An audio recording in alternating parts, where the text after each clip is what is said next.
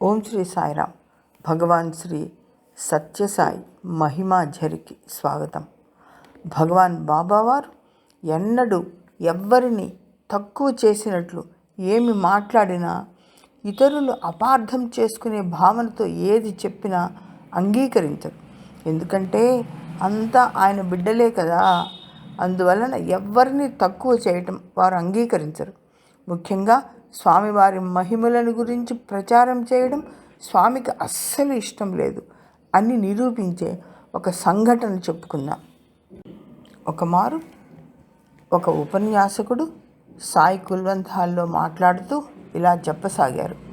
ఒక అత్యద్భుతమైన సంఘటన చెప్పుకుందాం.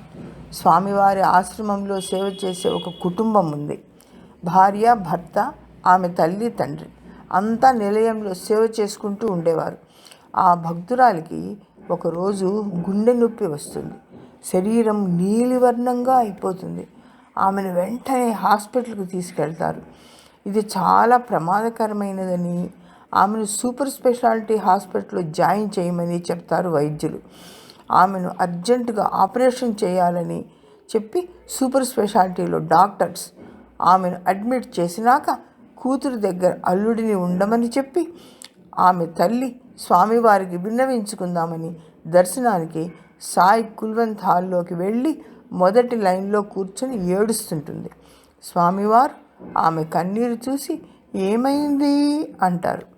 స్వామి, నా బిడ్డకు గుండె నొప్పి వచ్చింది స్వామి, వైద్యులు ఈరోజు ఆపరేషన్ అంటున్నారు స్వామి అంటుంది ఆమె.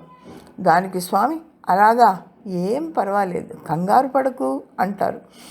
ఏమిటి స్వామి, నా బిడ్డకి ఏమవుతుందో అని నేను భయపడుతున్నాను అంటుంది. అలాగా, సంతోషం అని స్వామివారు వెళ్ళిపోతారు.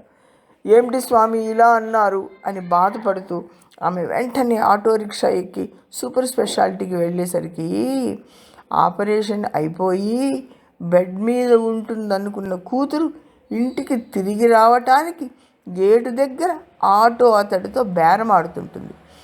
ఏమైంది, ఆపరేషన్ చేయలేదా అని ఆవేదనగా అడుగుతుంది తల్లి. లేదమ్మా, డాక్టర్లు ఆపరేషన్ అవసరం లేదని పంపేశారు అని ఆ అమ్మాయి చెప్పేసరికి ఆ తల్లిదండ్రులు స్వామి చూపిన ప్రేమకు ఆశ్చర్యపడతారు. ఆ వక్త ఆ అమ్మాయి పేరు, ఇంటి నెంబర్తో సహా చిరునామా అంతా చెప్పేస్తాడు.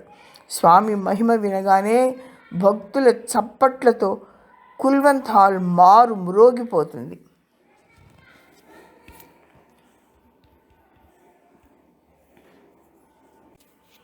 స్వామి ఆ వక్తను పక్కకు పిలిచి, ఈరోజు నువ్వు మాట్లాడిన పద్ధతి నాకు నచ్చలేదు అంటారు. అప్పుడు ఆ వక్త, ఎందుకని స్వామి, నేను యథార్థమే చెప్పాను కదా అంటాడు. నువ్వు ఆ లీల గురించి చెప్పావు కదా, అది బాగాలేదు అంటారు స్వామి. ఎందుకని స్వామి, భక్తులంతా సంతోషంగా చప్పట్లు కొట్టారు అని ఆ వక్త అనగా, నాకు నచ్చలేదు అంటారు మళ్ళా స్వామి.